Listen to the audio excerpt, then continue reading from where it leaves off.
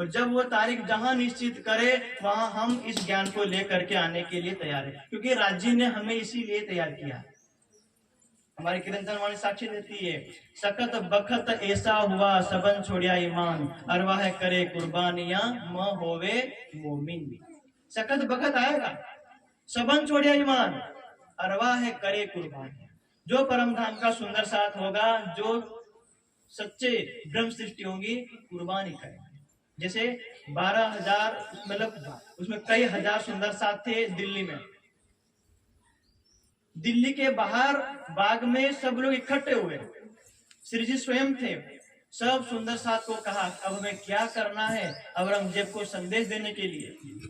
श्री जी ने कहा, उससे पहले 12 सुंदर साथ खड़े हो गए कि हम अपने नक्शे सीख लेके राज्य तक कुर्बान करने के तैयार, अपने प्राण स्वाहा करने के लिए तैयार, इसी स्वसंवेद के ज्ञान को फैलाने के लिए, बताने के लिए कि औरंगजेब तुम जो हिंदुओं पे अत्याचार कर रहे हो, हिंदुओं के मंदिर तोड़ रहे हो और वो जजिया कर वो जो कर रहे हो, तो तुम्हारी कुरान में लिखा था कल के दिन 11वीं सदी में आखरुल जमा इमाम मोहम्मद मेहदी जो आने वाले थे, जो भविष्यवाणी लिखी हदीसों में, वो आ गए हैं और ये ज्ञान लेकर के तुम उनकी शरण में आ जाओ।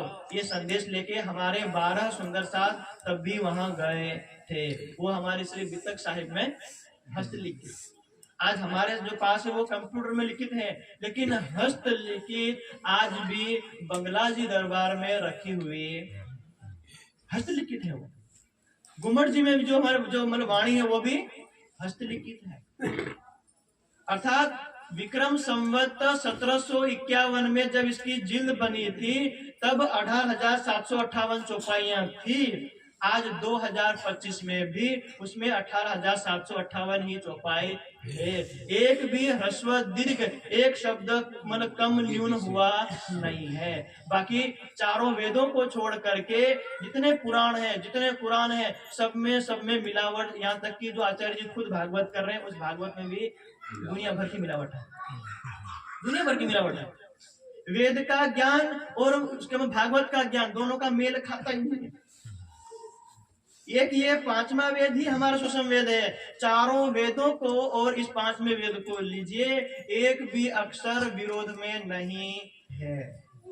जो वेदों में कहा है, जो मतलब वो 3 पादों से परे जो ब्रह्मशिष्ट जो मतलब परमात्मा है, उसकी पूरी व्याख्या मिलती है। उसका शोभा श्रृंगार प्रकाशमय कैसा है, वेद में कहा ना, आदित्य वर्ण सूर्य के समान प्रकाशमान है।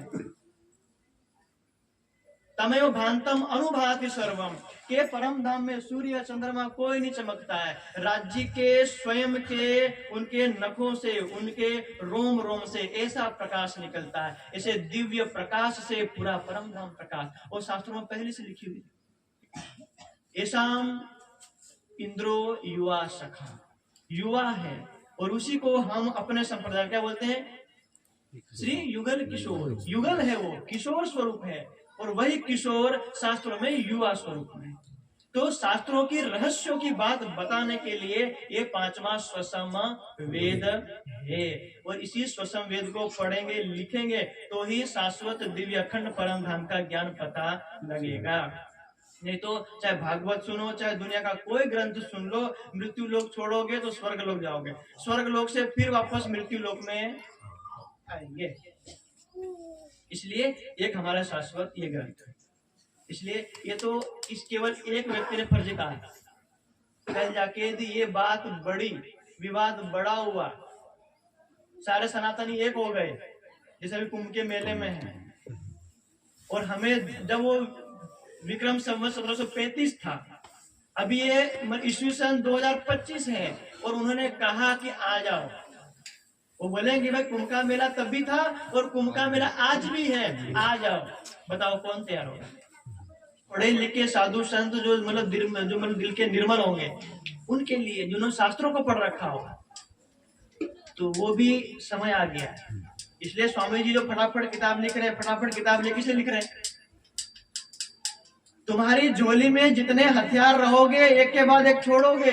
यदि हथियार नहीं रहेंगे तो सामने वाला कौन सा हथियार छोड़े और तुम मूर्छित हो जाओगे।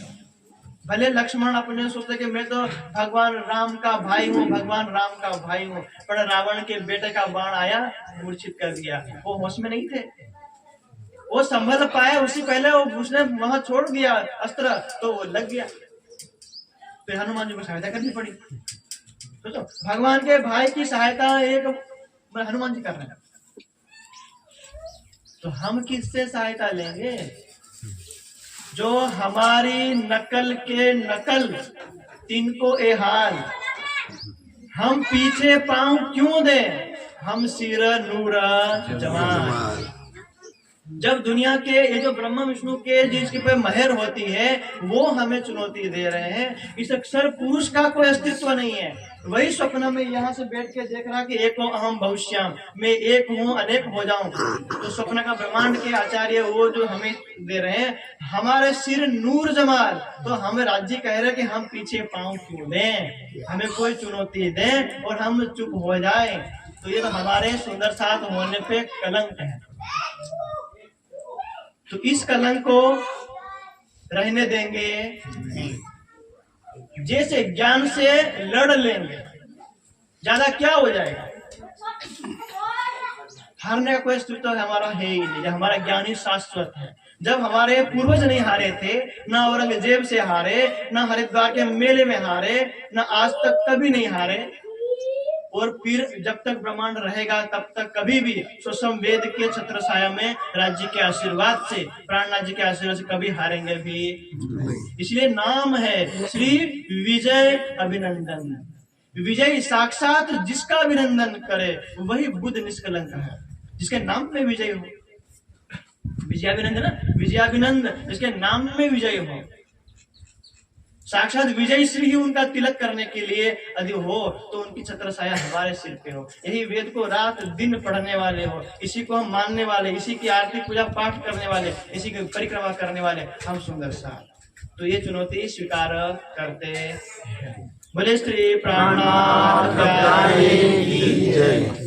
जब यहाँ जो चुनौती स्वीकार करेंगे, पहले यहाँ निपट ले, फिर जाएंगे, फिर क्योंकि हमारा मुक्त देशी ब्रह्मांड, पूरे दुनिया का झगड़ा तो धर्म संसद श्री बंगला जी का दरबार का आशीर्वाद है।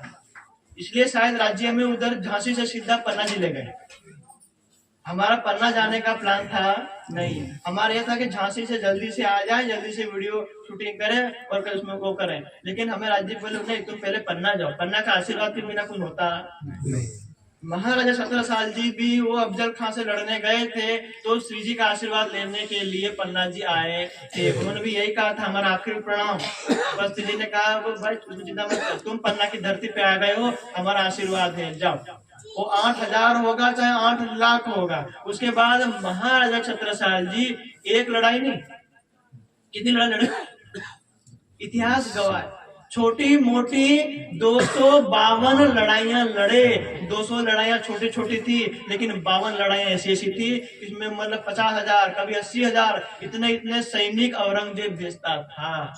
भेज भेज के खुद औरंगजेब थक गया, बूढ़ा हो गया, तब अपने बेटों को बुला के कहा कि भाई दुनिया में किसी से लड़ लेना, कहीं भी सेना भेज देना, पर बुंदेलखंड में महाराजा छत्रसाल से लड़ने मत जाना। क्यों मत जाना? कि उसके ऊपर 5वें वेद स्वसम वेद की कृपा है। जो विजयाभिनंद बुद्ध निष्कलंक स्वरूप जो प्रकट होके 28वें कलयुग में वो प्रकट होके पन्ना जी में विराजमान है, उसको हराने की तो सोचो ही मत। वो ना कभी मतलब वो तो हारने और पराजय से परे, जय विजय से वो परे हैं। इसलिए तुम स्वप्न में सोचना तो उसकी छत्र छाया है, बंगला जी दरबार का आशीर्वाद है, गुम्मट जी का आशीर्वाद है हम सब सुंदर साथ के ऊपर। ना हम न मतलब तब भी हारे थे, सुंदर वल्लभ बद्री सब इतने आचार्य आए थे, भट्टाचार्य आए थे, जितने आचार्य आए कभी हारे नहीं है, और 2025 में भी हारेंगे नहीं। जब तक महाप्रलय ब्रह्मांड रहेगा और जब तक हम यहाँ सुषम वेद रहेगा, तब तक इस वेद को मानने वाले किसी भी शास्त्र के जो आचार्य, कोई महामंडलेश्वर हो, कोई आचार्य, कोई जगत गुरु हो, लेकिन राज्य का आशीर्वाद, सुषम वेद का हमारा आशीर्वाद हमें हारने देगा, ये हमेशा दिल में विश्वास। रख कर, क्योंकि हम सबने पढ़ा है, शुरू से लेके इसको पढ़ा है, 6 दर्शन पढ़े, 18 पुराण पढ़े, 4 वेद पढ़े हैं, तो सब का सार रूप में यदि आप सुंदर साध्वी सत्यांजलि ज्ञानपीठ से लिखी हुई वो हमेशा रखना, ज्ञान मंजूषा, बोध मंजरी, भ्रांति नाशनम, भागवत यथार्थम, ये 4-5 किताबें साथ रखना। दुनिया का कोई आचार्य को छोड़ो, साक्षात ब्रह्मा विष्णु महेश क्यों ना प्रकट हो जाए, लेकिन स्वसम वेद के प्रश्नों का उत्तर उसमें वितक में लिखा है ना, ये जवाब ब्रह्म से न हो कि जब महाप्रलय में सारा ब्रह्मांड नष्ट हो जाएगा तो हम और हमारा जीव कहाँ रहेगा। तो वही जामनगर का स्थान, वो मंदिर, वही कांची भट्ट क्या बोले थे, बोले मेरे को छोड़ो, मेरा गुरु जी को छोड़ो, ये तो तुम ब्रह्मा विष्णु से पूछो तो भी उसका उत्तर मिलेगा नहीं। जो जवाब ब्रह्मा विष्णु के पास नहीं है वही सारे के सारे जवाब इस 5वें स्वसम वेद से एक से बढ़कर एक लिखे हुए। अब हो गया अपना, हो गया।